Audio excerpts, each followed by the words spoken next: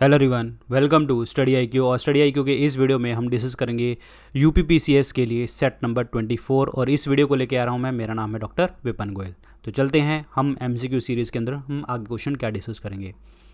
आगे बढ़ने से पहले आपको बता दूं, आप मुझे डिफरेंट सोशल मीडिया के ऊपर फॉलो कर सकते हैं। जितने भी क्लासेस यूट्यूब के ऊपर होती हैं, पेड कोर्सेज़ की जानकारी, जो कोई भी अपडेट होता है वो मैं आपके टेलीग्राम चैनल के ऊपर आपको शेयर करता हूं डॉक्टर विपन गोयल के नाम से।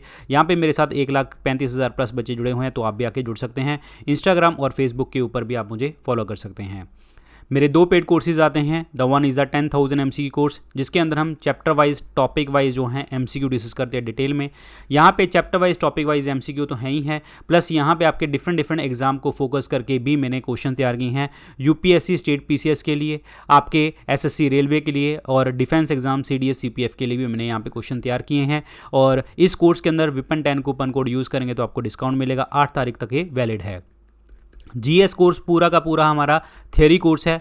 बिल्कुल टॉपिक क्या है, क्या मतलब है उस चीज़ का, वो हमने इसमें डिस्कस किया है। अब आप इन कोर्सेज को परचेज कहाँ से कर सकते हो? वेबसाइट studyIQ.com, जहाँ हमारी ऐप के ऊपर StudyIQ ऐप के ऊपर। तो जैसे ही आप ऐप को ओपन करेंगे, जब वेबसाइट को ओपन करेंगे, आपको स्क्रीन के ऊपर नजर आएगा यहाँ पे होम पेज। यहाँ पे आपको दिखेगा बेस्ट सेलिंग कोर्सेज, यहाँ पे व्यू ऑल का बटन। इस व्यू ऑल के बटन को दबाना, जैसे ही व्यू ऑल के बटन को दबाएंगे 10,000 MCQ कोर्स आपको तीसरे नंबर पर दिखेगा और GS कोर्स आपको दिखेगा चौथे नंबर के ऊपर। क्लियर?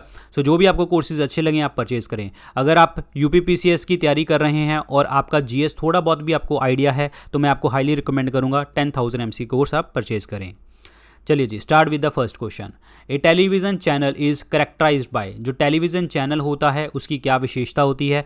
देखिए, टेलीविजन चैनल जिसे वर्चुअल चैनल आप कहते हैं, जैसे आप टीवी में देखते हैं तो आप कहते हैं कि 101 चैनल नंबर लगाया, 102 लगाया, तो वो क्या चीज़ होती है? एक्चुअली वो होती है फ्रिक्वेंसी, वो होती है उसकी फ्रिक्वेंसी। जैसे हम रेडियो FM चलाते हैं ना, जैसे रेडियो FM चलता है कि जो होता है डेट इज़ 91 पॉइंट समथिंग, जो कुछ भी FM कहते हैं, डेट इज़ फ्रिक्वेंसी मॉड्यूलेशन।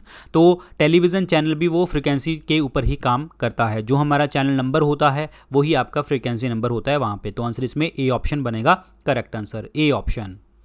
तो यहाँ पे मतलब इस तरीके का प्रोसेस चलता है पूरा का पूरा, ठीक है। ये हमें जानना नहीं है, मैं आपको बता दूं। अगला क्वेश्चन देखिए, in which of the following organism is a colonial form, मतलब कॉलोनी के अंदर, कॉलोनीज का मतलब क्या है कि वो ग्रुप में रहता है, बहुत ज़्यादा ग्रुप्स में वो मिलके रहते हैं। तो इसमें एक अगेन आपको याद करना पड़ेगा, ये ऐसे क्वेश्चन आपको याद करने पड़ते हैं साइंस के अंदर जब इस तरीके के आए, तो वो होता है आपका वॉल्वॉक्स। आंसर इसमें क्या बनेगा? डी ऑप्शन बनेगा, करेक्ट आंसर। ये वन सेल्ड एल्गी होते हैं, वन सेल्ड एल्गी, एक ही सेल के एल्गी होते हैं जो कॉलोनीज में रहते हैं। 500 से 20,000 नंबर ऑफ इंडिविजुअल सेल्स मिलके बनाते हैं। क्लियर? और डेट्स इट, आंसर इसमें डी ऑप्शन बनेगा। अमीबा की अगर मैं बात करता हूं तो अमीबा जो है आपका यूनिसेलुलर ऑर्गेनिज्म है। यूनिसेलुलर का मतलब एक ही सेल का बना हुआ है और ये अपनी शेप, साइज कुछ भी अपना अकॉर्डिंगली चेंज कर लेता है। उसके बाद अगर बात करें, इट्स कॉल्ड क्लाइमिडोमोनास। क्लाइमिडोमोनास जो होता है एक आपकी ये ग्रीन एल्गी की फॉर्म में है, ग्रीन एल्गी, और ये इसके अंदर यूनिसेलुलर होता है। ये भी यूनिसेलुलर, फ्लैजिलेट, फ्लैजिला वगैरह एक ही होते हैं। स्टैग्नेंट वाटर में मिलते हैं ये, मतलब जहाँ पे पानी खड़ा होता है वहाँ पे, या फिर दलदल वाले वाटर में, दलदल वाली सॉइल के अंदर वहाँ पे देखने को मिलते हैं। फ्रेश वाटर में भी देखने को मिलते हैं, सी वाटर में भी आपको देखने को मिलते हैं, और इनको हम स्नो में भी देखते हैं और इसीलिए इसको स्नो एल्गी के नाम से भी हम जानते हैं। इसको हम और क्या कहते हैं? स्नो एल्गी के नाम से भी जानते हैं। This is very important. Clear? Polysiphonia, Polysiphonia जो है एक आपका फिलामेंटस रेड एल्गी की फॉर्म में है, मतलब फिलामेंट होता है और रेड एल्गी की फॉर्म में देखने को आपको मिलता है। सो आंसर इसमें डी ऑप्शन बनेगा, करेक्ट आंसर डी ऑप्शन। ये है जी Volvox, the green algae of the micro world, very important.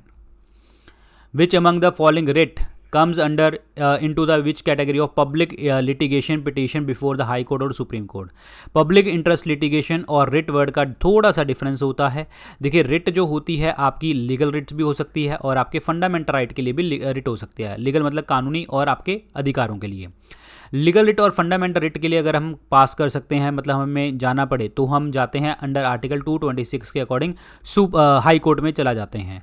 लेकिन रिट जो होती है सुप्रीम कोर्ट में सिर्फ हम जा सकते हैं अकेली फंडामेंटल राइट के लिए अंडर आर्टिकल 32 के लिए। रिट वर्ड जो है ब्रिटेन कॉन्स्टिट्यूशन से हमने लिया है। अगर हमारे जो मौलिक अधिकार होते हैं अगर हमसे छीन लिए जाएं तो 226 के अकॉर्डिंग हम हाई कोर्ट के अंदर, फंडामेंटल राइट आपका आर्टिकल 32 के अकॉर्डिंग जो है सुप्रीम कोर्ट में जा सकते हैं। लेकिन पब्लिक इंटरेस्ट लिटिगेशन एक चीज़ होती है कि अगर कोई आपको कानून लगाया हो, पूरे देश में लगा हो, उस कानून के अगेंस्ट आपके पास कोई चीज़ है तो आप पब्लिक के इंटरेस्ट के लिए वो जो है PIL डाल सकते हैं, PIL फाइल कर सकते हैं। और इस चीज़ को हम क्या कहते हैं, इस चीज़ को PIL कहते हैं। और ये किसी भी जनरल टॉपिक के ऊपर हो सकती है। ऐसा नहीं होगा कि हाँ ये फंडामेंटल राइट के लिए ही होगी जनरल टॉपिक के ऊपर। फंडामेंटल राइट के लिए हम आर्टिकल 32 सुप्रीम कोर्ट, और लीगल राइट और फंडामेंटल राइट के लिए हाई कोर्ट 226 में जा सकते हैं। ये आपको याद रखना है। Clear? So what is the difference? तो this is against the general topic, मतलब पब्लिक इंटरेस्ट लिटिगेशन हम एक जनरल टॉपिक के लिए डालते हैं। आंसर इसमें डी ऑप्शन बनेगा करेक्ट आंसर। और एक चीज़ मैं आपको और बता दूं कि आपको ये भी पूछा जा सकता है कि जो फंडामेंटल राइट होता है, फंडामेंटल राइट एक इंडिविजुअल कॉन्सेप्ट है। इंडिविजुअल कॉन्सेप्ट मतलब एक व्यक्ति के ऊपर बात करते हैं। एक लेकिन PIL जो होता है ये मास कॉन्सेप्ट होता है। मास कॉन्सेप्ट मतलब पूरा, मास कॉन्सेप्ट का मतलब पूरा का पूरा जनरल टॉपिक के ऊपर पूरे जो है देश के लिए, देश के हित में होगा। आंसर इसमें डी ऑप्शन बनेगा करेक्ट आंसर। इनमें से एयर पोल्यूशन इंडिकेटर इनमें से कौन सा स्पीशीज आती है? तो एयर पोल्यूशन इंडिकेटर आपका है इसमें लाइकन। आंसर इसमें क्या बनेगा? डी ऑप्शन बनेगा करेक्ट आंसर। लाइकन दो चीज़ों से मिलकर बनता है, एल्गी और फंगस से मिश्रण से बनता है। This is very important. Clear? अगर लाइकन हवा में प्रेजेंट हैं, अगर लाइकन हवा में दिख रहे हैं तो मतलब क्या हो गया कि no air pollution, no air pollution देखने को मिलेगा। अगर लाइकन जो हैं आपके एब्सेंट हो जाते हैं तो मतलब वहाँ पे आपको देखने को मिलेगा एयर पोल्यूशन। क्लियर? वहाँ पे एयर पोल्यूशन देखने को मिलेगा। और एयर के अंदर क्या होगा? वहाँ पे सल्फर पोल्यूशन होगा। This is very very important. Sulphur pollution देखने को मिलेगा। अब यहाँ पे बात करते हैं एल्गी के बारे में। तो एल्गी की स्टडी को हम क्या कहते हैं? फाइकोलॉजी। फाइकोलॉजी कहते हैं। फंगस की स्टडी को हम बात करें तो माइकोलॉजी हम इसको कहा जाता है। इंपॉर्टेंट है। बैक्टीरियोलॉजी, बैक्टीरिया की स्टडी, ये मैंने आपको बता दिया। फंगस, एडिबल फंगस कौन सा होता है? Mushroom. Mushroom is a edible fungus. This is very important. Clear? Answer इसमें D is the correct answer. D is the right one. तो यहाँ पे इंडिकेटर स्पीशीज देख लीजिए।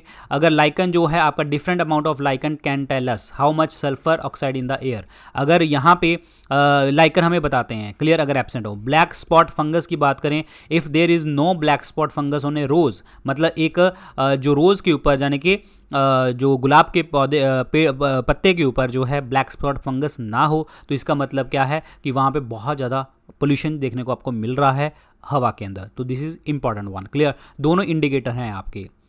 What is the normal blood volume in the human adult? हमारी body के अंदर normal blood कितना होता है? 5 to 6 लीटर। तो आंसर इसमें सी ऑप्शन हम टिक करेंगे, राइट आंसर। ब्लड की बात करते हैं तो ब्लड क्या होता है? Blood is a fluid connective tissue, तरल संयोजी ऊतक होता है। ब्लड के अंदर दो चीज़ें होती हैं, एक तो आपका होता है प्लाज्मा, ब्लड प्लाज्मा, और एक होते हैं सेल। क्लियर?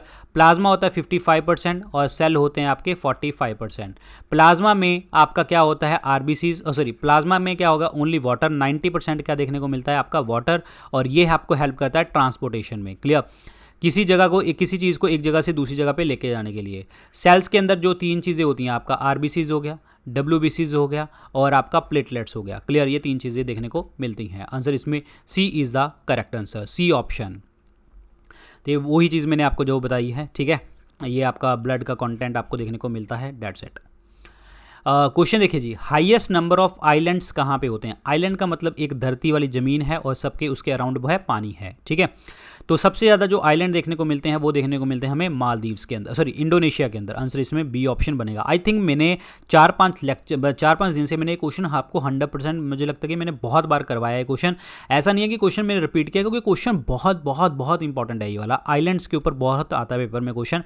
आंसर इसमें बी ऑप्शन बनेगा करेक्ट आंसर। क्लियर? फिलीपींस की बात करते हैं तो फिलीपींस की कैपिटल है आपकी मनीला। मनीला, ठीक है।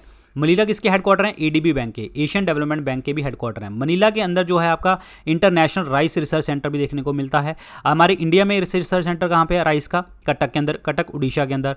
और राइस की जो हमारी वैरायटी जाती है फिलीपींस के अंदर, डेट इज़ गोल्डन राइस जाती है, और उसके अंदर आपका विटामिन ए कंटेंट आपको देखने को मिलता है। ये याद रखिए। आंसर इसमें B is the correct answer.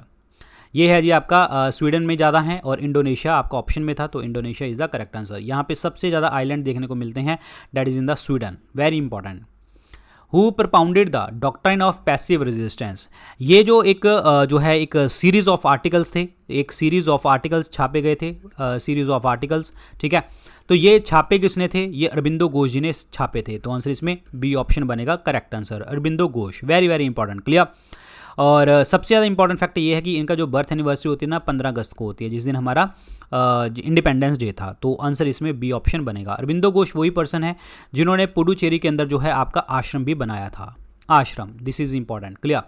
बाल गंगाधर तिलक जी की अगर मैं बात करता हूं तो बाल गंगाधर तिलक जी को लोकमान्य तिलक भी कहते हैं। 2 बार मांडले जेल गए हैं। मांडले जेल है कहाँ पे? बर्मा के अंदर है।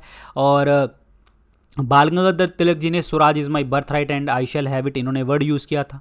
बाल गंगाधर तिलक जी ने होम रूल लीग स्टार्ट करी थी आपकी 1916 के अंदर, 1916 के अंदर, जिसमें इन्होंने हेडक्वार्टर बनाए थे पुणे, और एक आपकी स्टार्ट करी थी एनी बेसेंट ने, जिसने हेडक्वार्टर बनाए थे मद्रास अदियार के अंदर। बाल गंगाधर तिलक जी को फादर ऑफ इंडियन अनरेस्ट बोला जाता है। किसने बोला था? ये वर्ड यूज़ किया था वैलेंटाइन शिरोल ने वर्ड यूज़ किया था। इनकी पुस्तकें हैं डेट इज़ केसरी और मराठा। केसरी जो है मराठी लैंग्वेज में है और मराठा जो है इंग्लिश लैंग्वेज में देखने को मिलती है। बाल गंगाधर तिलक जी ने बाल गंगाधर तिलक जी ने गीता रहस्य नाम का भी जर्नल लिखा है, ये भी आपको पता होना चाहिए। लाला लाजपत राय जी को हम पंजाब केसरी के नाम से भी जानते हैं। लाला लाजपत राय की जो है हत्या हुई थी इनकी जो है लाठी मार्च के इनको मारा गया था। स्कॉट ने जो है ऑर्डर दिया था और सॉन्डर्स ने जो है लाठी चार्ज किया था, जिसका बदला भगत सिंह जी ने लिया था सॉन्डर्स को मार के। विपिन चंद्र पॉल, ये लाल बाल पाल आपको सबको पता होगा। लाला लाजपत राय जिन्होंने पंजाब के अंदर नेशनलिज्म फैलाया। बाल गंगाधर तिलक इन्होंने महाराष्ट्र के अंदर, और विपिन चंद्र पॉल इन्होंने बंगाल के अंदर जो है नेशनलिज्म फैलाया। आंसर इसमें बी ऑप्शन बनेगा करेक्ट आंसर। सो यहाँ पे देखो जी, अरबिंदो घोष जी के बारे में, पौंडीचेरी के अंदर चले गए थे, स्पिरिचुअल इंटरेस्ट पॉलिटिकल एक्टिविटी से दूर कर लिया इन्होंने और वहाँ पे आपका आश्रम बनाया। बुक्स याद करो, life divine, synthesis of yoga, ऐसे on the Gita, the secret of the Veda, hymns to the mystic fire, the Upanishad, the renaissance in India. तो ये सारी पुस्तकें आपको देखने को मिलते हैं। श्री अरबिंदो जो है आश्रम जो है आपका पौंडीचेरी के अंदर। स्पिरिचुअल कोलैबोरेटर इनके कौन थे? Mirra Alfassa. This is important, clear. चलिए जी अगला क्वेश्चन देखते हैं। जब हम किसी चीज़ को कुक करते हैं, the bottom of a vessel is getting blacken, मतलब बाहर का जो वेसल है वहाँ पे जो है ये अगर ये काला हो जाए, बर्तन अगर काला हो जाए आउटसाइड से, इसका मतलब क्या होता है? इसका मतलब ये होता है कि जो फ्यूल है वो कम्प्लीटली बर्न नहीं हुआ। कम्प्लीटली बर्न ना होने के कारण वहाँ पे काला पड़ गया। The fuel is not completely burn, clear. Answer इसमें बी ऑप्शन बनेगा। जहाँ आप ऐसे भी कह सकते हैं incomplete burning of the hydrocarbon, incomplete burning of hydrocarbon, इनसे भी हो सकता है। आंसर इसमें B is the correct answer. Where is the shola grassland found in India? Shola grassland जो है ये कहाँ पे देखने को मिलते हैं? शोला ग्रासलैंड जो है आपके ट्रॉपिकल मॉन्टेन फॉरेस्ट आपको कहते हैं, ट्रॉपिकल मॉन्टेन फॉरेस्ट जो देखने को आपको मिलते हैं वेस्टर्न घाट के अंदर, और ये देखने को मिलते हैं आपको नीलगिरी के अंदर। नीलगिरी, क्लियर। नीलगिरी जो आपके नीलगिरी का अपर रीजन है उसमें आपको शोला ग्रासलैंड देखने को आपको मिलते हैं। The shola grasslands are very important part, क्योंकि इसके अंदर जो होता है लार्ज क्वांटिटी ऑफ वाटर जो देखने को आपको मिलता है यहाँ पे, ठीक है। वाटर की हार्वेस्टिंग करी जाती है, स्टोरेज स्ट्रक्चर वगैरह देखने को मिलते हैं। मेनली आपका केरल और तमिलनाडु वाला जो पार्ट होता है वहाँ पे आपको शोला ग्रासलैंड देखने को आपको मिलते हैं। Very very important. और ये रिच सोर्स होते हैं आपके बायोडाइवर्सिटी के रिच सोर्स हैं। यहाँ पे बहुत सारी वाइल्ड लाइफ देखने को आपको मिलती है। शोला ग्रासलैंड के अंदर जो है बहुत सारे लोकल फ्लोरा फोना वगैरह भी आपको चीज़ें देखने को आपको मिलती हैं। जो पालनी हिल्स जो है आपकी वेस्टर्न घाट में है, वहाँ पे भी आपको देखने को मिलता है ये वाला पार्ट, क्लियर। तो आंसर इसमें क्या बनेगा? ए ऑप्शन बनेगा correct answer. Western Ghat is the right answer. Western Ghat को हम और क्या कहते हैं? सह्याद्रीज कहा जाता है, क्लियर। और आपकी जो साउथ वेस्ट मानसून होती हैं वो पहले टकराती कहाँ पे हैं? वेस्टर्न घाट में, और यहाँ पे बारिश होती है। सुंदरबन जो है आपके मैंग्रोव्स हैं, सुंदरबन मैंग्रोव्स इंडिया से गंगा रिवर और जो ब्रह्मपुत्र आती है, जो चेमयंगदंग ग्लेशियर से आती है, और गंगा और ब्रह्मपुत्र मिलते हैं और आपका सुंदरबन डेल्टा बनाते हैं, और मैंग्रोव ट्रीज भी हैं ये। अंडमान निकोबार आइलैंड की बात करता हूँ तो यहाँ पे आपके कोरल्स देखने को मिलते हैं, कोरल रीफ। कोरल इंडिया में, अंडमान निकोबार में, लक्षद्वीप में, गल्फ ऑफ मन्नार में, गल्फ ऑफ कच्छ में, और आपका अंडमान निकोबार आइलैंड में देखने को मिलते हैं। हिमालयस की बात करता हूं तो ये यंगेस्ट फोल्ड माउंटेन है पूरे वर्ल्ड के अंदर, यंगेस्ट फोल्ड माउंटेन। हिमालयस का ओरिजिन देखने को आपको मिला था टेथेसी से, क्लियर। और हमारे इंडिया में ओल्ड फोल्ड माउंटेन्स हैं। ओल्ड फोल्ड माउंटेन्स हमारे इंडिया में कौन सी हैं? Aravallis. Aravallis are the old fold mountains जो आपका जो देखने को मिलती हैं राजस्थान के अंदर। और अरावलीज की सबसे ऊंची चोटी कौन सी है? Guru Shikhar. Guru Shikhar, this is important one, clear. और गुरु शिखर राजस्थान में पड़ती है। आंसर इसमें ए ऑप्शन बनेगा करेक्ट आंसर, ए ऑप्शन। तो यहाँ पे देखिए जी, नीलगिरीज के पास है आपका। नीलगिरीज वो पॉइंट होता है जिसे आप ब्लू माउंटेन्स कहते हैं, और ये वो पार्ट है जहाँ पे आपके वेस्टर्न घाट और ईस्टर्न घाट जो है आपके मिलते हैं, वेस्टर्न घाट और ईस्टर्न घाट, क्लियर। ये पालनी हिल्स वगैरह और नमलाई वाला ये जो रेंज है यहाँ पे आपको देखने को मिलते हैं mainly, clear. Shola grassland, very very important part.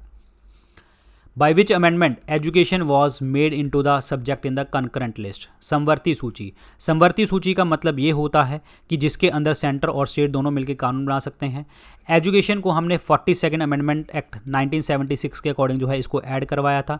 इसमें हमने 5 सब्जेक्ट ऐड करवाए थे जो स्टेट लिस्ट से हमने किस में डाले थे? कंकरेंट लिस्ट में डाले थे।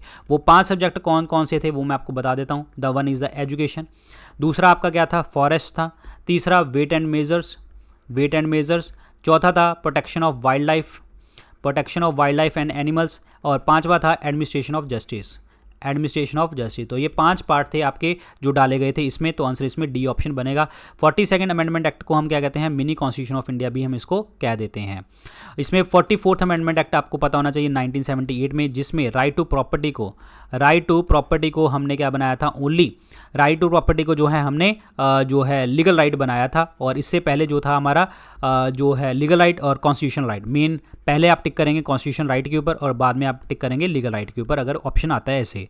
और राइट टू प्रॉपर्टी पहले क्या था हमारा? फंडामेंटल राइट था, ये याद रखना। आंसर इसमें डी ऑप्शन बनेगा करेक्ट आंसर, डी ऑप्शन। तो यहाँ पे देखिए जी, सेंट्रल गवर्नमेंट जिसमें यूनियन लिस्ट है सेंटर कानून बनाएगी। डिफेंस हो गया, बैंकिंग हो गया, करेंसी, फॉरेन अफेयर्स, कम्युनिकेशन वगैरह।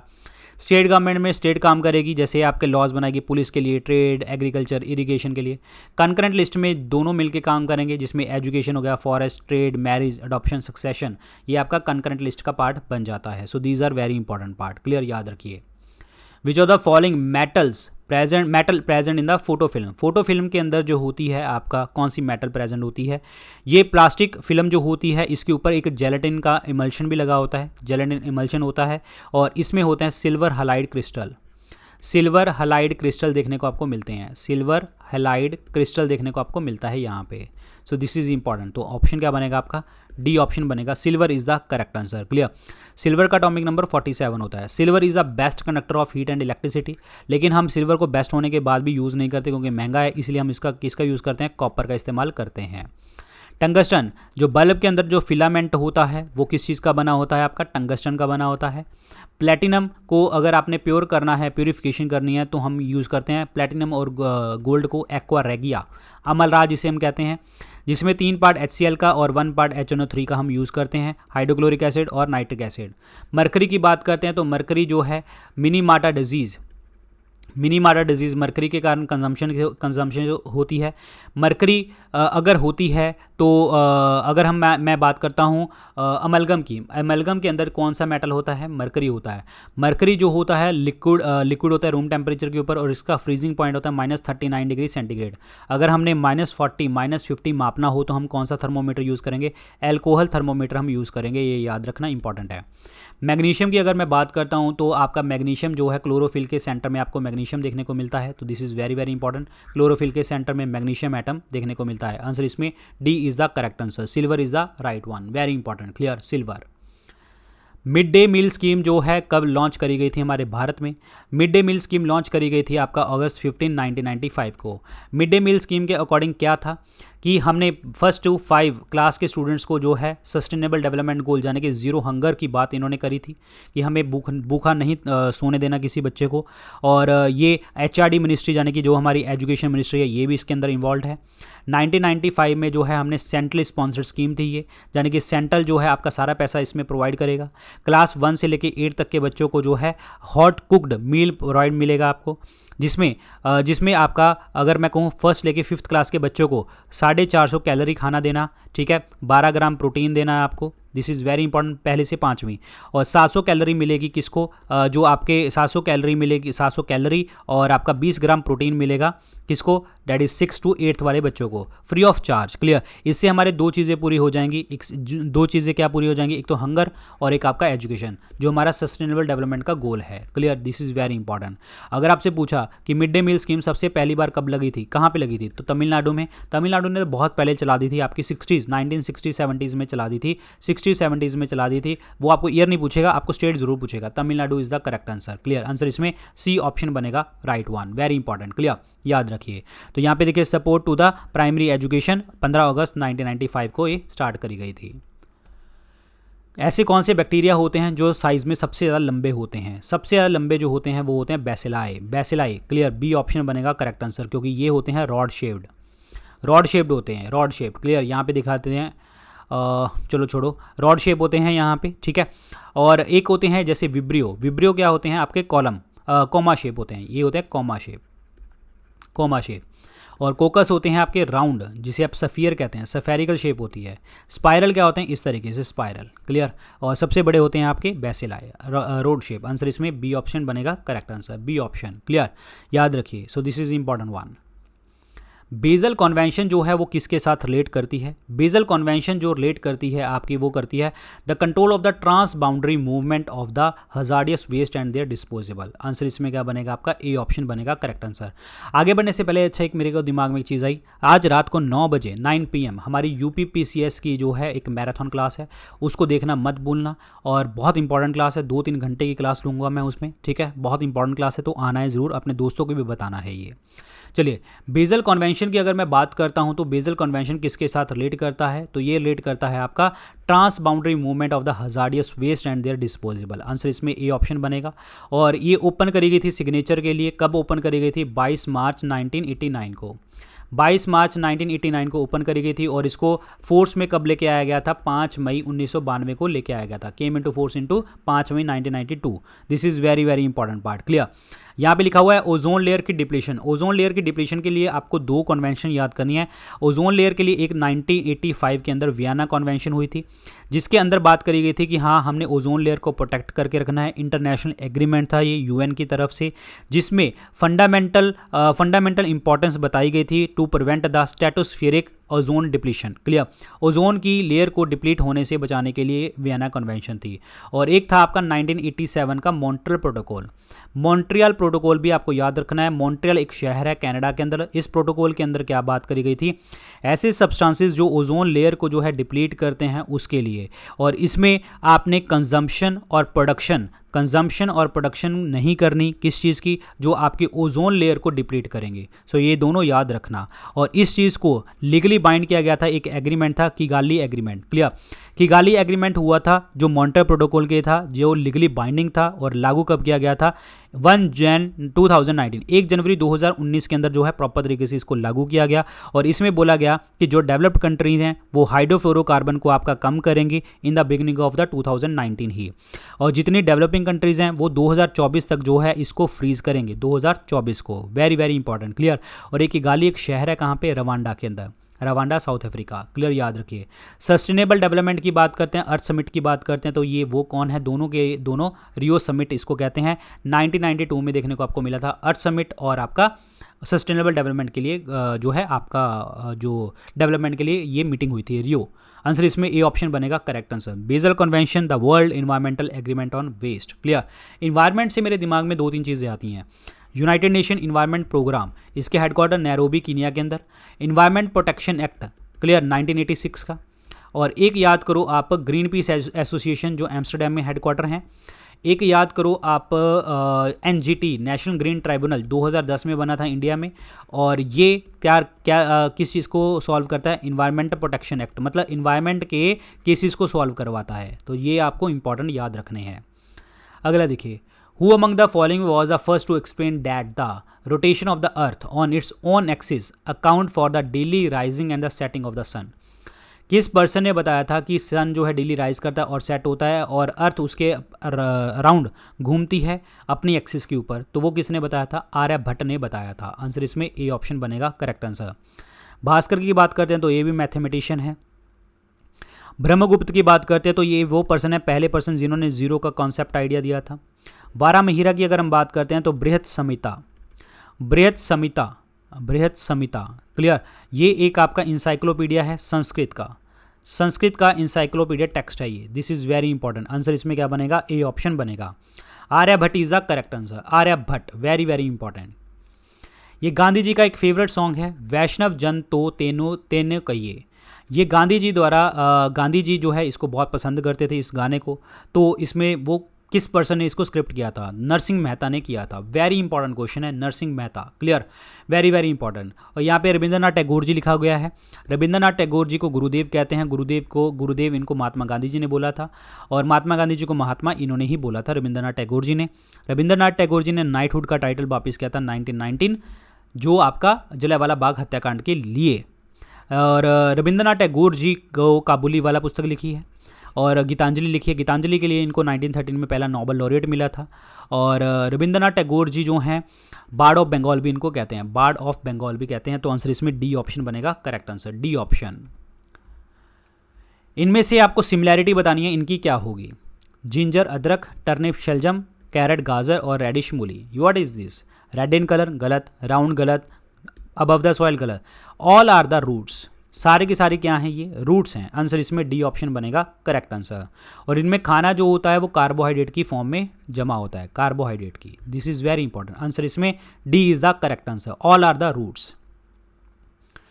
Fresh water percentage of the earth is हमारे धरती के ऊपर फ्रेश वाटर कितने परसेंट है? 2.5 से 3% है। तो आंसर इसमें बी ऑप्शन बनेगा करेक्ट आंसर। अब मैं दिखाता हूँ आपको, ये याद करने वाला क्वेश्चन है।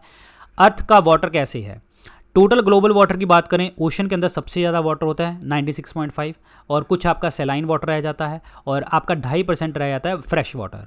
फ्रेश वाटर में सबसे ज़्यादा कौन सा आता है? आपका ग्लेशियर और आइस कैप्स में। फ्रेश वाटर का सबसे ज़्यादा परसेंट आता है ग्लेशियर और आइस कैप्स, और दूसरे नंबर पे आता है आपका सरफेस ग्राउंड वाटर जो पानी धरती के अंदर होता है। धरती के ऊपर 1.2% रहता है। अब फ्रेश वाटर में अगर मैं कहूँ जो धरती के ऊपर रहता है, अगर धरती के ऊपर रहता है उसके अंदर भी ग्राउंड आइस और परमाफ्रॉस्ट जो आइस फॉर्म में 69%, लेक्स में आपका 20%, बाकी जो है थोड़ा बहुत यहाँ पे रहता है। बट आपको ये याद करना कि फ्रेश वाटर में सबसे ज़्यादा ग्लेशियर में, दूसरे नंबर पे ग्राउंड वाटर में। ये क्वेश्चन बहुत बार आता है पेपर में, क्लियर, फ्रेश वाटर के ऊपर। सो ये कितना हो गया जी? 2.5% is the correct answer. Answer इसमें बी ऑप्शन बनेगा। इजरा कप जो होता है ये कौन से खेल के साथ संबंधित है? ये संबंधित है पोलो के साथ। आंसर इसमें बी ऑप्शन बनेगा। पोलो हमारे इंडिया में कौन लेके आया था? टर्क्स लेके आए थे। और पोलो खेलते खेलते किस जो राजा की डेथ हुई थी, जो है डेट इज़ गुलाम वंश के अंदर, स्लेव डायनेस्टी के अंदर किस राजा की डेथ हुई थी, जिसे हम लाख बख्श के नाम से भी जानते हैं? कुतुबुद्दीन ऐबक की डेथ हुई थी। लाहौर के अंदर जो है, लाहौर कैपिटल थी, लाहौर के अंदर चौगान खेल रहे थे। चौगान कहते थे उस टाइम पे, पोलो को चौगान कहते थे।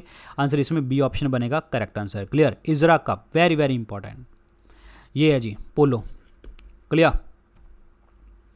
First Indian women to win an Asian Games gold in the 400 metre run. 400 metre के अंदर जो है पहली इंडियन विमेन जिन्होंने एशियन गेम्स में 400 मीटर में जीता था, उनका नाम था Kamaljeet Sandhu. Kamaljeet Sandhu is the correct answer. 1970 में जीता था ये, 1970 में 57.3 सेकंड में जो है इन्होंने ये कवर किया था। पहली इंडियन विमेन बनी थी जिन्होंने गोल्ड मेडल जीता था एशियन गेम्स के अंदर, और इनको पद्मश्री अवार्ड भी मिला था 1971 के अंदर। और यहाँ पे लिखा हुआ है पीटी उषा। पीटी उषा जी को हम और क्या कहते हैं? Queen of Indian track and field, queen of Indian track and field, very very important, clear. Queen of Indian track and field. Answer इसमें क्या बनने वाला है आपका? बी ऑप्शन बनेगा correct answer, that is Kamaljeet Sandhu is the correct answer, B option. So ये है जी। So guys ये थे आज के लेक्चर के अंदर क्वेश्चन। और जाने से पहले आपको बता दूं आज रात को 9 बजे यूपीपीसीएस की मैराथन क्लास होगी, उसको देखना मत भूलना। बहुत इंपॉर्टेंट क्लास होगी, 2-3 घंटे की तो क्लास होगी 100%, क्लियर। बहुत सारे क्वेश्चन हम डिस्कस करेंगे, पढ़ना जरूर आप, ठीक है। और बाकी जो भी अपडेट्स होंगे वो आपको टेलीग्राम चैनल के ऊपर मिलेंगे डॉक्टर विपन गोयल के नाम से, और इंस्टाग्राम और फेसबुक के ऊपर आप मुझे फॉलो कर सकते हैं। मेरे 2 पेड कोर्सेज आते हैं। The one is the 10,000 MCQ course, जिसके अंदर हम चैप्टर वाइज, टॉपिक वाइज जो है MCQ डिस्कस करते हैं डिटेल में। चैप्टर वाइज MCQ तो है ही है यहाँ पे, प्लस यहाँ पे आपके बहुत सारे क्वेश्चन जानेंगे। SSC, railway, defence exam, state पीस है, UPSC के लिए भी मैं यहाँ पे क्वेश्चन तैयार कर रहा हूँ, और वो भी आपको पढ़ने हैं, special question, clear. Weapon 10 coupon code use करेंगे तो आपको डिस्काउंट मिलेगा। GS कोर्स जो है पूरा का पूरा जो है हमारा थियरी कोर्स है। कोर्स है और इस थियरी कोर्स के अंदर आपको बिल्कुल बेसिक टॉपिक समझे हुए हैं, ये कोड यूज़ करना है। अब आप इन कोर्सेज को परचेज़ कहाँ से करेंगे? हमारी वेबसाइट studyIQ.com, जहाँ हमारी ऐप के ऊपर जो गूगल प्ले स्टोर से आप डाउनलोड करेंगे स्टडी IQ ऐप। जैसे आप इसको ओपन करेंगे ऐप या वेबसाइट को, आपको स्क्रीन के ऊपर नजर आएगा होम पेज। यहाँ पे दिखेगा आपको best selling courses, view all का बटन। इस व्यू ऑल के बटन को दबाना, जैसे आप दबाएंगे 10,000 MC कोर्स आपको दिखेगा तीसरे नंबर के ऊपर और GS कोर्स आपको नजर आ जाएगा चौथे नंबर के ऊपर। सो जो भी आपको कोर्सेज अच्छे लगे आप परचेज करें। अगर आप UPPCS की तैयारी कर रहे हैं, मैं आपको रिकमेंड करूंगा कि 10,000 MC कोर्स को बहुत अच्छे से पढ़ें और रिवाइज करें ज़्यादा से ज़्यादा। Clear? So thank you so much guys, all the very best, good luck, take care.